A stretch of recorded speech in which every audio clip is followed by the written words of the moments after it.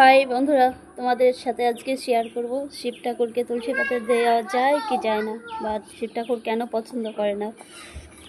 শিব ঠাকুর তুলসী পাতা পছন্দ করে না। শিব ঠাকুর প্রিয় বেলপাতা। আর তুলসী পাতা কেন পছন্দ করে না সেটা বলছি।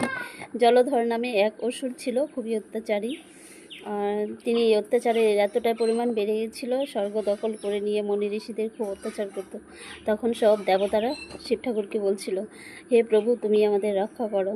তখন শিব আর জলধর অসুর নিজের ক্ষমতার এসে যে ছদ্ম এসে পার্বতীর কাছে যায় ছলনা করে। তখন শিব ঠাকুর রেগে ক্ষিপ্ত হয়ে জলধর অসুরটাকে হত্যা করে। আর জলধরের স্ত্রী ছিল খুবই যে সতী বাই। তখন সে স্বামীর অত্যাচার মৃত্যু সহ্য করতে না পেরে নিজের দেহ ত্যাগ করে। তখন সে বলেছিল যে আমি তুলসী গাছ রূপে জন্মগ্রহণ করব। এর জন্য শিব ঠাকুর তুলসী গাছ পছন্দ করে না। নমস্কার।